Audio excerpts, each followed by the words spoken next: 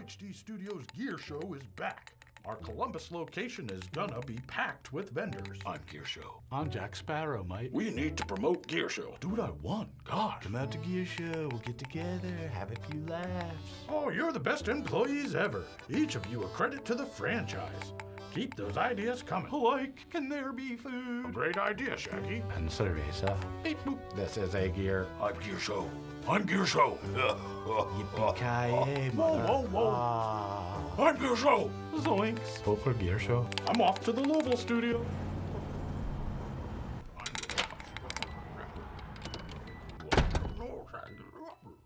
What are you doing? I'm working!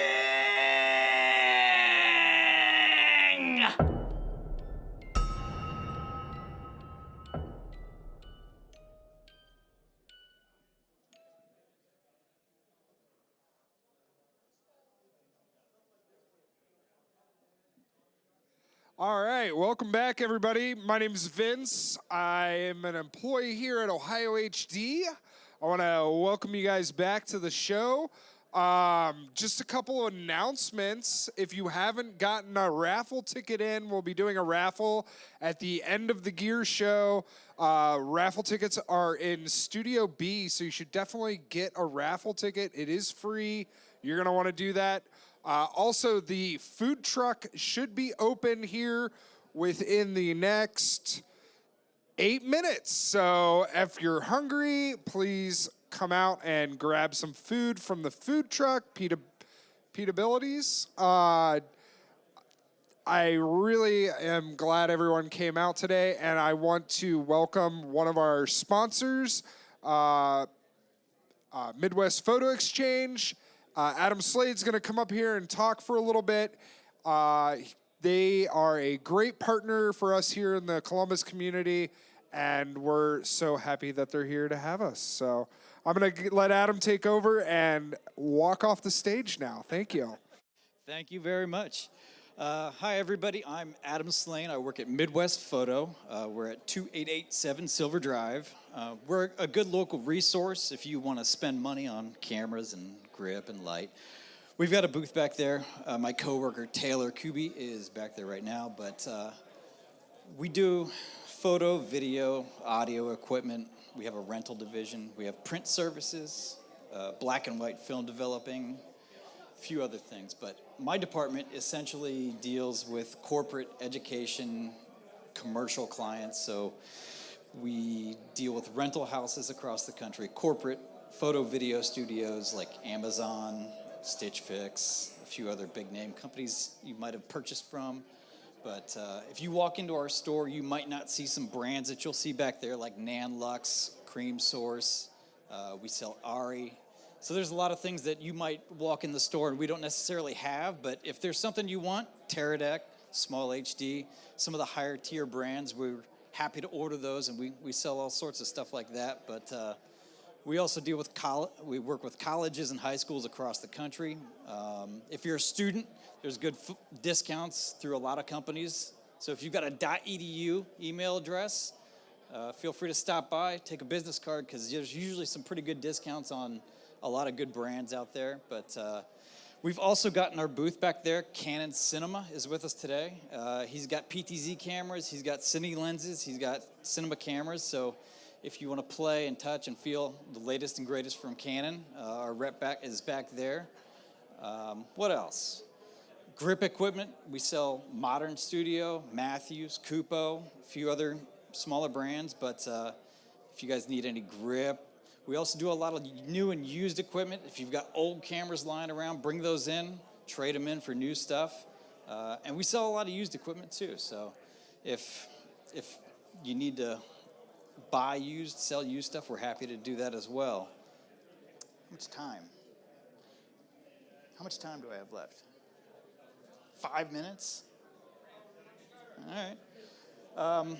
A lot of the lights you see here, PTZ cameras. I think Scott bought most of this from us. Thank you, Scott. But yeah, we're a big aperture dealer. If you need aperture, it's a popular brand these days. But what else? Nan Lux, Nan Light, Cream Source. If you need 1200 watt LEDs, there's bright stuff. If you want to see any of it, we've got a lot of it right back there. Yeah, that's all I got, I think. All right. Thank you.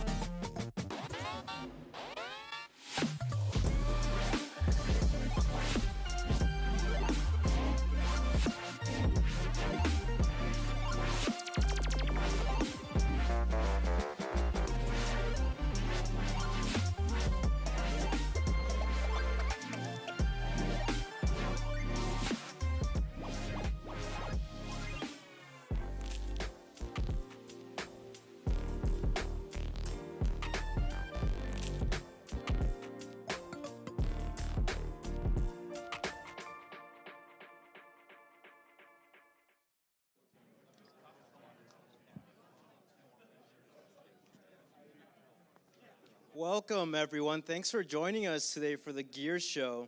I'm so excited and super proud to be on a panel with this creative professional team. We're going to be talking about just starting out. This is such a cool topic because there's a lot of students here today that actually came out, and hopefully we can guide and advise for some of the things that we went through. So I'm gonna introduce myself. My name is Elvis Funes. I've been with OHD for about 6 years. I am the Director of Production Solutions. So if you ever guys need help, be happy to help. But, sorry, it's first time giving a panel here. But I have this is awesome. I have such talented professionals in the industry. So let's get started. We're gonna introduce ourselves. Tell me about yourself, what you do, and what you're up to. Gracie, if you want to begin. Hello, I'm Gracie. I normally work in camera, so I try to do AC, cam ops, stuff like that. I've been working freelance about 1.5 years now. Yeah, my name is Ahmad. I am a freelance grip and electric person based out of Cleveland, and I'm an aspiring full-time writer and director as well. I've been doing this for about 1.5 years as well, too. My name is Ross Tyson, and I am a freelance director and creative director, and I've been doing this for about a decade. I'm Brandon Minyara, and I'm a video technician. I've been doing video technician work for about 8 years. I'm also a creative director and professor at Valley Christian College for their medium program. I got my students up there, woot woot. Shout out to my kids, so make sure that you're teaching them some things, because they gotta learn from you professionals. And I'm Sarah Galligan. I'm a photo producer here in Columbus. I've been doing production for probably 9-10 years, but freelance for 1.5 years now. All right, that's awesome. Such a good group that we have here today. So let's get started. Let's do something fun. What's the worst advice someone has given to you? It's hard because I feel like I have just blocked all that out. Yeah, no, so now I got to dig into the depths of my mind to try and remember what that would have been. I'll throw something out in there. In the beginning, from when I started to work, this industry was kind of toxic. It's getting a lot better now, but, some of the people that mentored me would say, hey, don't talk to other people, don't try to be interested in other industries or other genres, don't try to spread out. And that was their way of keeping me contained, per se, being young, not knowing anything. I think they were afraid that I would leave, per se. But I used to carry that. And, as I've grown, and I was like, you don't need to be this toxic, you need to be a part of teams. You need to work with people. People want to work with people that are friendly, and they remember people that are friendly. And like the old heads, when they taught us, they were kind of mean, so that's changing a lot, because sets are way more friendly now, and we make more connections today than back in the day when they were yelling at you and throwing things at you. It's a whole different culture now. No, that's 100% true. Anyone else for bad advices? Like mine would be not to put your drink on the camera cart. Don't do that, right? But let's get on to the next one. What were the traditional ways to break in, and have we seen that change? So how did you get in the door, right? Yeah, I would, I think when I think of traditional, I think of resume, I think of word of mouth. I think those things are still at play and still have a huge role in, getting people hired and stuff. But I think how it's changed is the biggest thing I think about is social media. I think about the pros and cons, the positives and negatives of having to post, and the stress of that, and marketing yourself. And I think there are a lot of great things about it, though, and especially just making the community a lot smaller than it ever has been. Just state-wise, but also like nation and internationally, being able to reach out to people and ask for like informational meetings and get your work out there. Yeah, I feel like I broke in a very like unconventional way. It was sort of just like diving into the trenches immediately and learning as we went.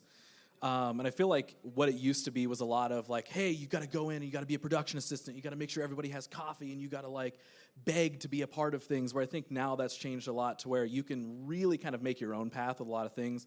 To your point, Ahmed, of like, social media opens up a ton of doors to showcase exactly what you want to be doing, what you can be doing. And I think a lot of that focus in the industry in general, like at large, has shifted from you have to beg to be a part of things, a part of someone else's something to prove your worth. I think now you can prove your worth based off of like your actual purpose and intention of getting into the creative industry, like in general, if that makes sense. Yeah, I'd like to add to that too, with social media being a big change, because when I first came into the industry, there was no way you were getting an opportunity unless you had a mentor walk you through the door. So I got into the industry because of my mentors, and they taught me a lot of things, and they would walk me into projects, and that's how I got in, because you have these gatekeepers, right? And that's how the industry was. You have gatekeepers, and you get recommended by somebody who they know very well, and that's your in. And that kind of like was the standard for a long time. But now social media has taken the power away from the gatekeepers, and now you can just have good content that you post, and marketing teams now have budgets for social media, so they're willing to take a chance on you just based off of your influence, your content, and your following.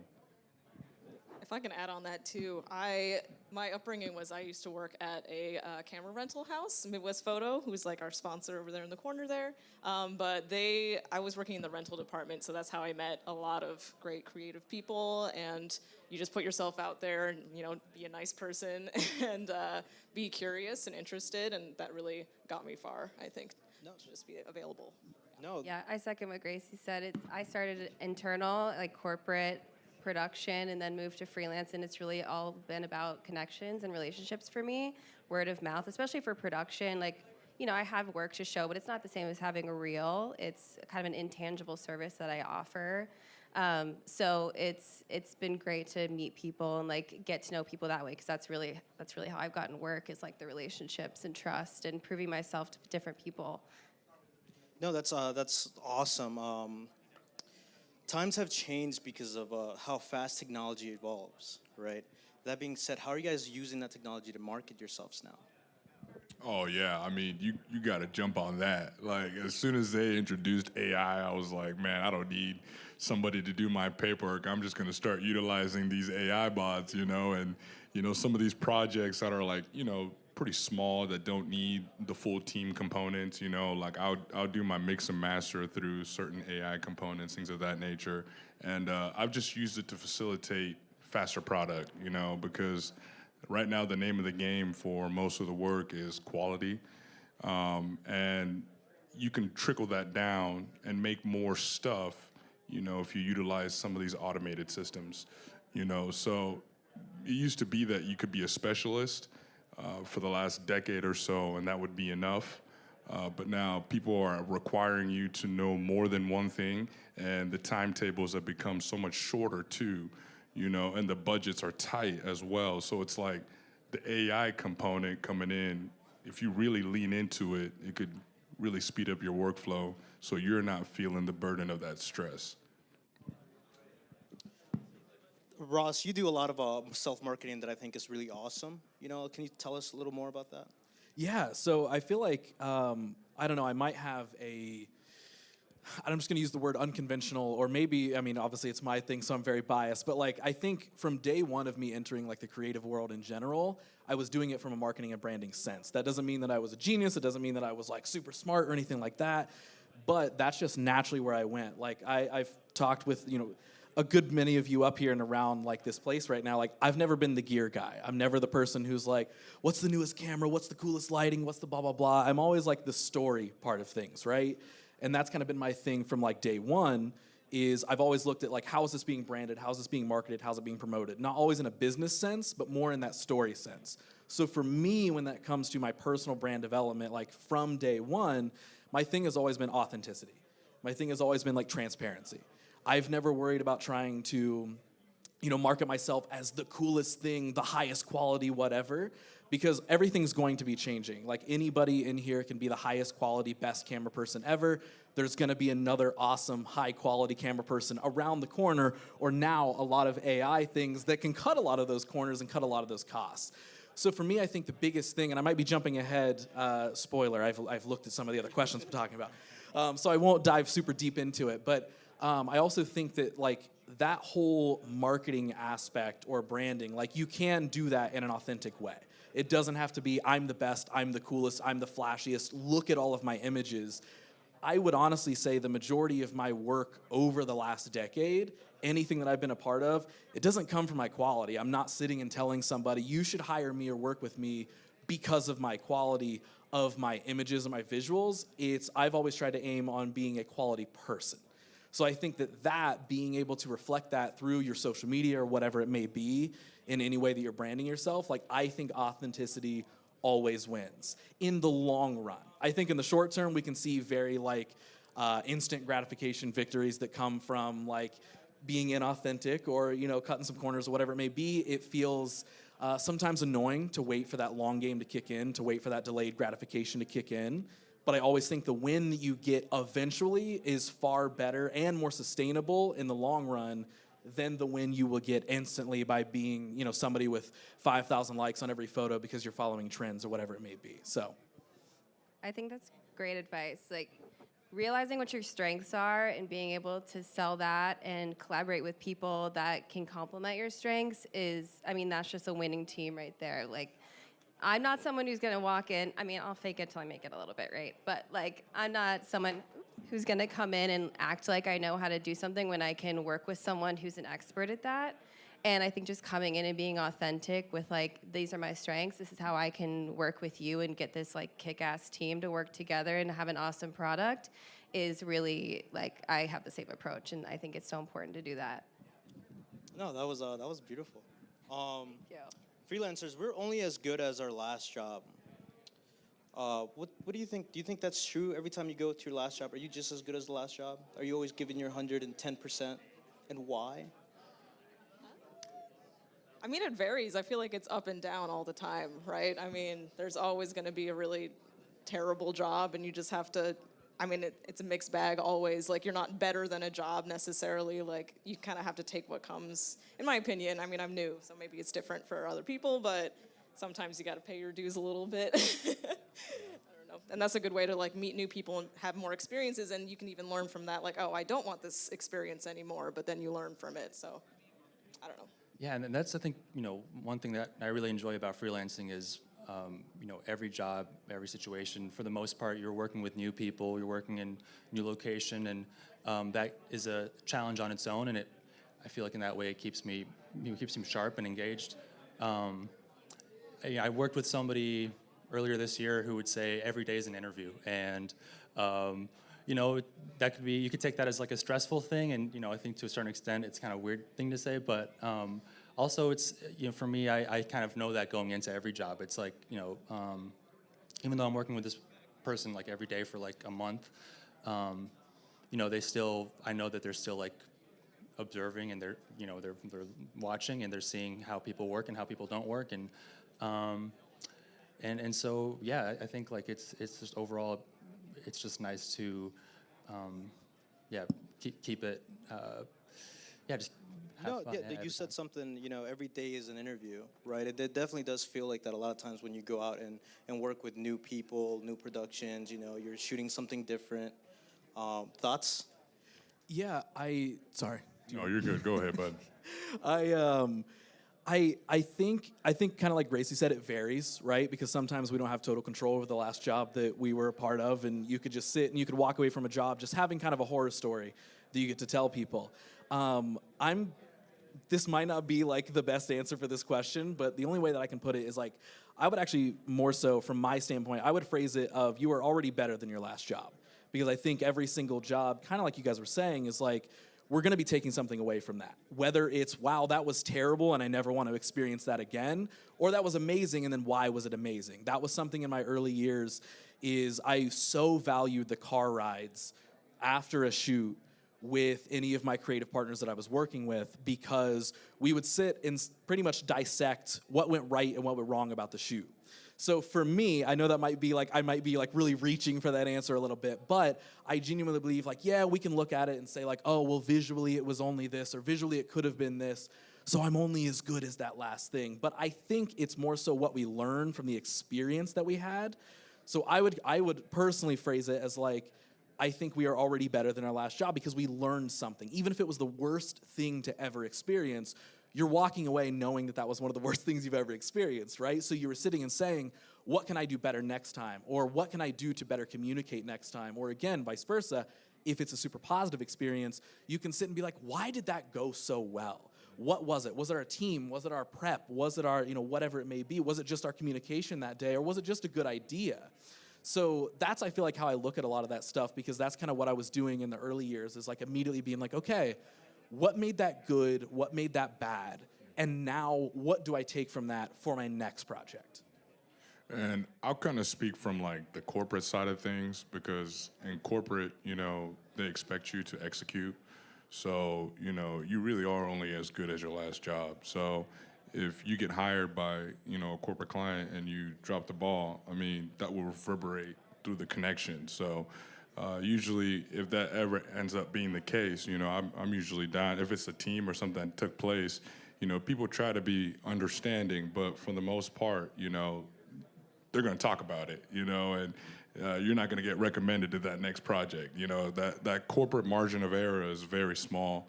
And I've come to see that too in the differences when, you're doing creative work and, filmic work, and the team is more so cordial, the camaraderie is there. But when you're doing those, high level projects, they're like, you need to execute. Like, there's no excuse, and that's still the standard for the most part. People are understanding, but you do take a hit, if something goes wrong and you were given a lot of responsibility for, a big project. So you try to do the pre-planning a lot. You try to bring a great team, people that are, that understand what needs to be done, so that at the end of the day, we can execute at a high level, clients happy, we deliver what we were supposed to do, so. No, 100%. Those car rides too, Ross, after a shoot, those are powerful, man. I mean, a lot of the time when you're done with your set, that hour drive back or 2 hour drive back to go return that gear or drop off, there's a lot of what did I do that I could have done better? Mm-hmm. And that, honestly, I think it's always a good one to keep to yourself, because we always want to improve ourselves. Yeah. Right? Can I add a little bit too to that? Because I 100% second that. I don't think you're as good as your last job. I think it is about learning, especially as a producer. Like, I have no idea what's going to be thrown my way on set, right? So years ago, I had to adopt, like, what did I learn from this shoot? It's not what did I do wrong, what did I mess up? It's what did I learn from this to be better next time? Because especially in production, it's like, who knows what's going to happen, and who knows? It's all about reacting to it and learning and being better next time, whether it's with a new client, a new type of shoot, a new, creative that I've never worked in before, like whatever it may be. So it's so important to learn and not kind of be too hard on yourself about, like, it could have been a great last production, it could have been terrible. Who knows? It could have been great, fine, but you learned from it for sure. There's always, there's always learnings. Yes. What continuing education are we doing to keep growing, especially if you change your course or stream? For example, like if you wanted to change your role later on, like, any thoughts? YouTube University. Yeah, YouTube University. I love that. I mean, self-taught. Well, that and I think befriending your local rental houses and befriending different departments. I mean, not only does that help you network and meet new people, it also helps give you an empathy for other departments and learning. I mean, I would like to learn about producing more. Like, I'd like to learn about, grip and lighting also. It's just, not only is it nice to you want everyone on your side and you want to be on everyone's side. It helps the camaraderie of the whole production, but I think it is just a good idea in general. Yeah, I kind of harkening back to what we were talking about earlier about, not kind of pigeonholing yourself in one position and casting your net wide. I think there's a bit of this pressure to figure out what you want to do, if you go to school or at a young age, whatever the, case might be. And I personally, I don't really believe in that, and I like not to think that that's needed, and that you could always constantly evolve. And to your point, just befriending different departments, the more you're on set, it's really just ultimately going to be the most advantageous thing, because you're just you're learning about different ways of communicating and how other people communicate together. And if you like what's going on in this position or place, it's well, then you got their contact info, you've worked with them. So yeah, I'm all for evolving and growing. Yeah, I would say a couple different things. One, a really basic answer of like, you never know if you never ask. So if there are people around you, kind of like Gracie was saying, like whether it's a rental house or other people that are doing things in the position that you want to do, I think, Brandon kind of said it earlier, the industry has changed a lot where a lot more people are a lot more approachable than what we might think. So going and making sure that you're starting those conversations. I've talked to so many creatives over the years that sort of just build their own walls around themselves of wanting something. They want something, but they're not necessarily taking the steps to do that because it's uncomfortable, right? But obviously we're not going to grow unless we get a little uncomfortable with things. So I think whether that's things like starting those sort of conversations to say like, hey, can I pick your brain? Hey, can I ask for advice on this? Or hey, can I shadow you on a, whatever it may be. And that's really specific. But I also think that another answer to this of like being able to kind of always evolve and embrace that growth is understanding your why. I didn't start into I didn't even start into the video world to be a video director. Like that was not my day one thing where I was like, man, I really want to be a video director. I want to be behind the camera. I want to do whatever. I love being in front of the camera as much as I like being behind it. I like writing as much as I do, directing on a set, like all these sort of things. So that's the thing that I'm kind of consistently talking to people about is like, I am a person, I do about 100 different things, not just video directing.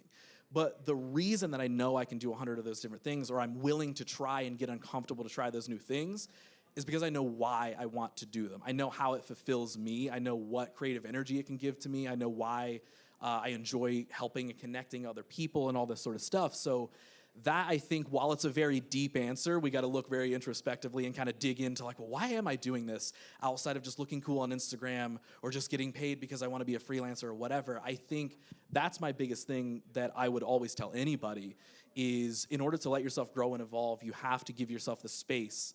And I think that comes from knowing your why or knowing your purpose. And I don't mean your purpose on the planet and all this like big, vast, universal thought. But I think just understanding why, past the like, a paycheck would be cool. I want to be a freelancer. I want to be self-employed. Or I really want to make cool visuals. Dope. Everybody in this room wants to do some form of that. But I think individually to you, you will be able to figure out your growth. You'll be able to connect with those people, to ask those questions, to get on those sets if you ultimately know why you want to do it. Because I think when you're operating from a form of why or personal fulfillment, that's going to way more casually open up a lot more doors for you because you're operating from a place that's actually intentional to you, not, oh, I need to impress someone or I need to get paid or whatever it may be. Yeah, and I want to piggyback off that too because your why empowers your purpose. I mean, I tell my students this all the time. The industry is always changing, and I tell them that they can't look at me and see me as a standard of where they need to be 10 years from now because the industry will be changing. But when they understand who they are and the story that they want to tell, the tools then come into play. So the tools are always going to change. And I posted this on my social media the other day because, AI is the big craze right now. And people are talking about how the industry is changing with social media. But the vision never changes, right? And we could just apply different tools to the vision as the industry evolves. So understanding that why is really big. I love that. That was amazing. No, that why was very powerful. A lot of the times I like to say that the why is your passion, right? So I just wanted to add one more thing too, just off of that, because that's extremely important to keep in mind. And the one thing I have to try to be careful about too is not making it seem like I'm doing this role or just as a stepping stone to another place, just because that might not, whoever hires me or whoever is like working with me might not think I take it seriously or I'm just trying to get to another point. So just being careful and being as grateful and leading with gratitude on set and trying to learn as much as you can, being genuine. I think authenticity gets back is that point too. 100%. So we were talking a little bit about rental houses and how they can help you. How do you use a rental house or a facility like us to help you grow and develop?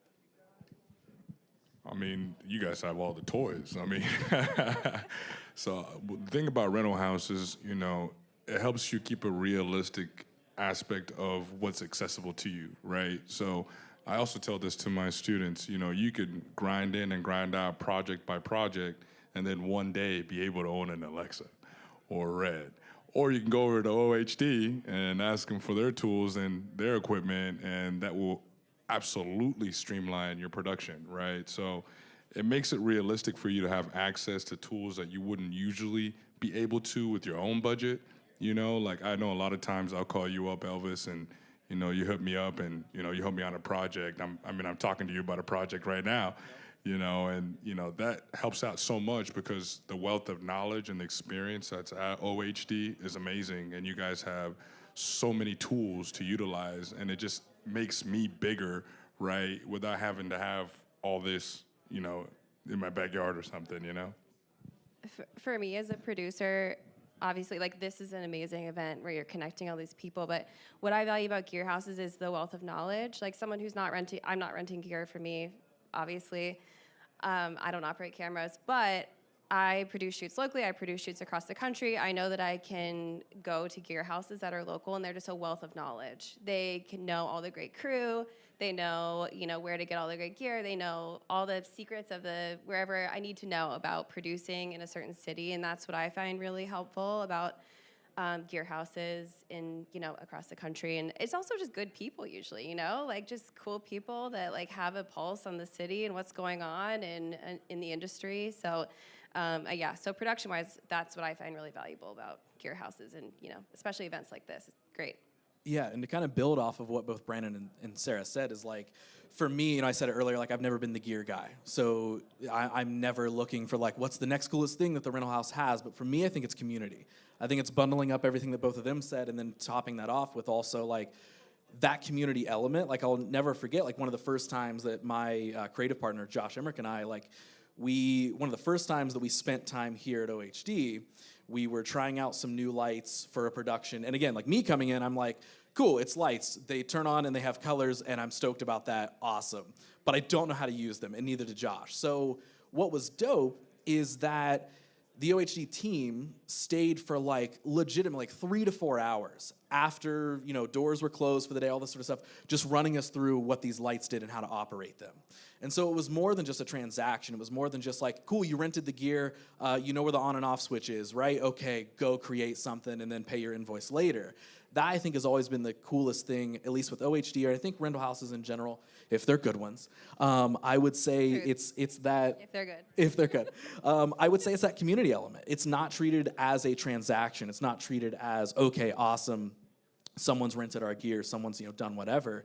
It's, hey, do we have a moment to actually educate you on something? Can we figure out like what it is you actually need for this project? I mean, there's been plenty of conversations, kind of like Brandon said, where it is like a very much like, we are talking with the OHD team of like, hey, what do we really need for this project? I think maybe it's this, but could it be this? And there's going to be an idea that's tossed sometimes by a solid rental house that will say, actually, what I think you might need is this, and it's not the higher ticket price item. It's actually the simpler one that's going to make your production day a lot more simple. So for me individually, I feel like that community element has been the biggest thing that I can sit and be like, oh yeah, whether it's the education, whether it's the gear, whether it's just the time spent with somebody at your rental house, whatever it may be, I think it's that community piece of like, oh cool, I know that I can trust OHD, and I know that sounds very like commercial-like, which you might want to cut this and put it into something for social later. That'd be good. But I think it's like, it literally is like, it's that trust element. It's like, oh, I know it's not, again, viewed as a transaction. It's not like, oh no, I think you need to rent 7 more Reds for this production because we have them in and that would be great for us. It's very much like, here's what I think you need, here's why, here's how, or here's what you don't need, whatever it may be. And there's like, again, it's the authenticity thing, right? I think a good rental house is built off of authenticity, not a ticket price. Yeah, and I got to brag a little bit on OHD because when I first had my commercial gig, I had no idea how to use a Red, and the client wanted to use a Red Monstro, and they were like, it's okay, just breathe, we're gonna go over it together, we're gonna put it together, we're gonna talk about how to utilize it, and they showed me how to put this camera together, and this kid, coming in with the budget for a Red, never used it before, they give it to me, no problem, they walk me through it, and then they are always available on call. Like, it was awesome. It was my first project ever utilizing a camera of that magnitude, and they walked me through the entire procedure, and it felt very special to me. I'll always remember that because it was a big break for me in my career, and they were completely understanding. Like, this kid doesn't know what he's doing at all. You know, we'll walk him through it and help him, and really appreciate the team here for always doing that. Oh, we appreciate you guys a lot. One of the things we work really hard here to do is to build relationships, not transactions. Because it's really easy to build transactions, but man, it means so much more when you build relationships. What you'll find here is that a lot of our team members will stay extra late just to make sure that you succeed, because by helping you succeed, it helps us succeed in the future. Talking a bit about marketing and networking, right? It's cool that you guys are very into the community, and that's really awesome. And a lot of people don't know how powerful networking and being in those communities are. What are your thoughts on coming out and showing up to these networking events? I would say, I mean, it's been really the most, probably the most valuable thing, especially events like these or any opportunity. It's nerve-wracking, walking up to people and introducing yourself. And I will say, like, it's necessary though. And but yeah, I think like sorry, I got myself in a corner a little bit. I think it's very nice, and I really have gained so much out of it. Just whether it's networking or internships as well. I mean, I feel like it's really a team sport. Like, I came from being a photographer, and I think the reason I wanted to leave that avenue was it was kind of lonely. I was like, oh, I have no one to collaborate off of. Like, two photographers can't really collaborate. We're just gonna shoot the same thing. But the nice thing about filmmaking is that you get to know all kinds of people and you can still work together. And I think that's why networking and community is so important, is because you can't do it without the other person, without knowing all kinds of different people. So. Yeah, I think it all kind of goes back to that, the authenticity piece that we keep talking about, at least for me. Like, I think that things like this, I look forward to anything like this every single year, in the sense of, it's not, again, I've already said it, but I'll keep reiterating the point. It's like, I'm not the person who's walking in here and is like, let me look at all the shiniest new gear.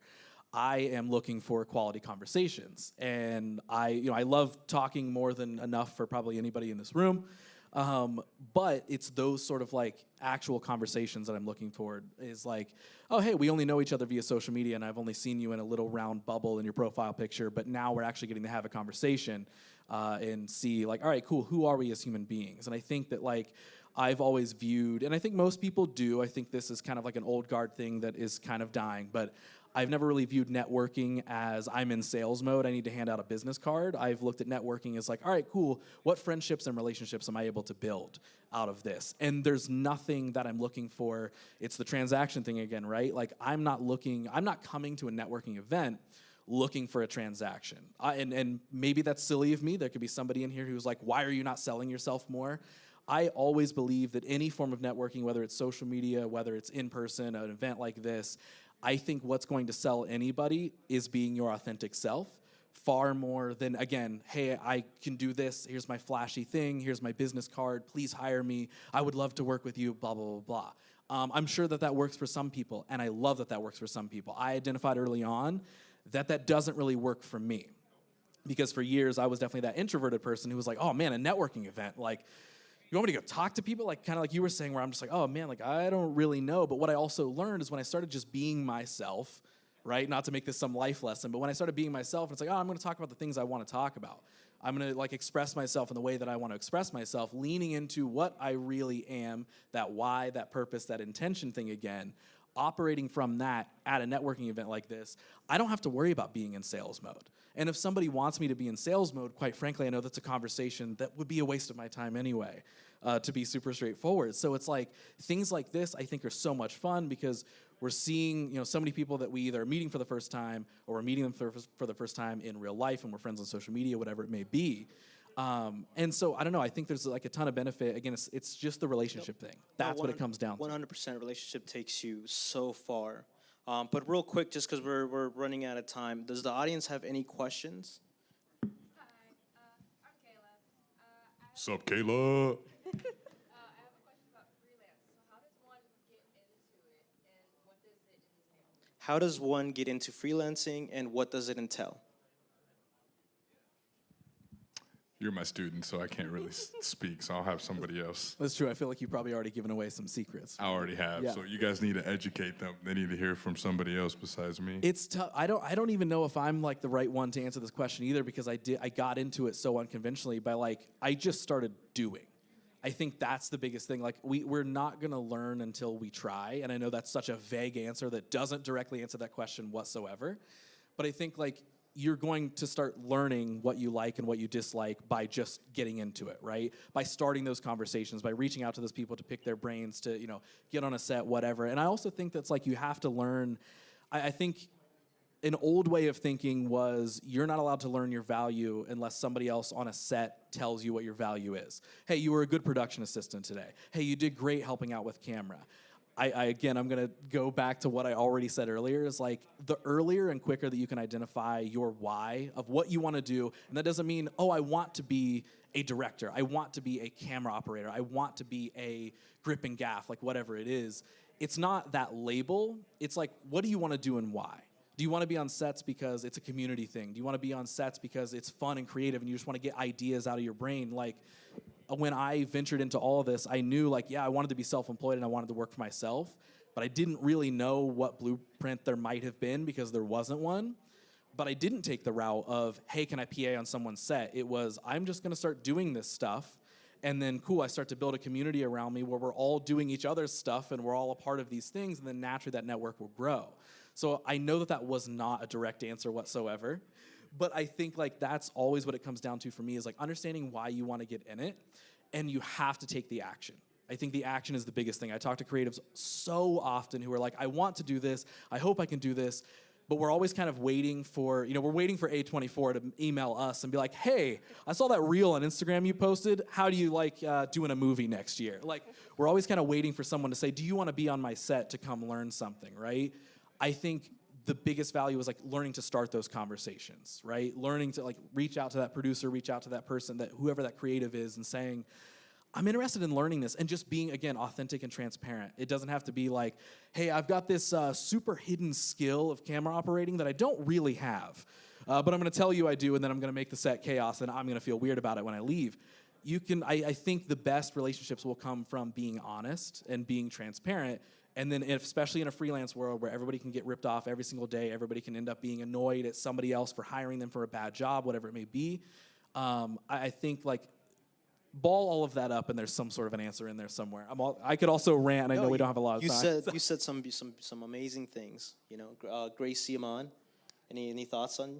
I was going to quickly say, it's relative to the person, and what resources you might have access to people. You know somebody on the stage, and in freelancing, I mean, it starts tonight, now with like this event, and pretty much echoing what we've talked about, with conversations and, kind of bouncing back and forth. I mean, that it really all stems from that. I think that would be the heart of this industry. It really is working with people. I mean, knowing that like none of this would happen without the collaboration, without the conversations, the dialogue. And I would say patience. I think that's a huge part of freelancing and being a new person. Being patient and knowing that it's not going to all happen as quick as you would hope. And it's scary because you don't know if you're doing what you're supposed to be doing, or if you're doing the right thing. But I would just say, like, be patient and just know that, like, you're trying your best. And that's pretty much what I would say. That's beautiful.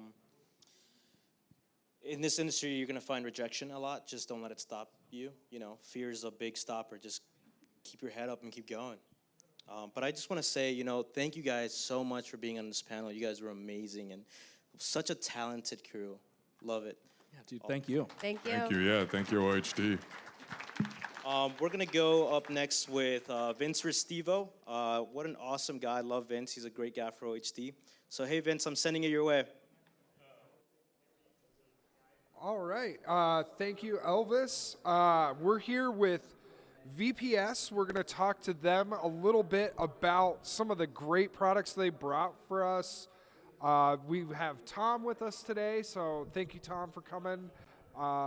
Show us some of the stuff you brought. Yeah, thanks for having me, Vince. So, some really new, exciting stuff from all of the brands. from Videndum. So today I'm going to demonstrate some of the newer features of our Sackler Active system. So this has been out for about a year now, and there's some really cool integrated features. We've basically integrated the locking mechanism into the fluid head itself, so we created a modular tripod mounting ecosystem. So the idea is now you can quickly go from your slider to your tripod to your dolly seamlessly without any tools required. So that's one of the big things that we're showing today.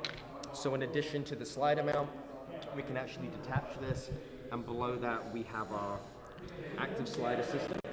So we can take this off now. This base mount allows you to level easily. You can also use it if you have a heavy rig like a teleprompter.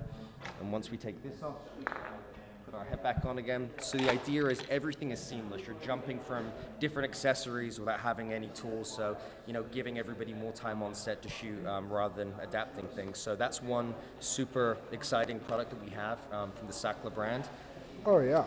And I love the Flowtech sticks. They work super great, and just being able to, quickly adjust and get your camera to the right height is just been a game changer on set. So yeah, and the Active is another big kind of flagship product for us, and we now have it available in both 75 and 100 millimeter. So whether you're shooting on a 20-pound camera or a 50-pound camera, we now have solutions from both of the offerings. So yeah. Perfect. Awesome. Thank you so much for showing some of that off. Definitely come and check out VPS. They've got a lot of great products, from lighting to camera tripods to batteries, everything you want and more. So thank you very much, and we'll send it back to you guys.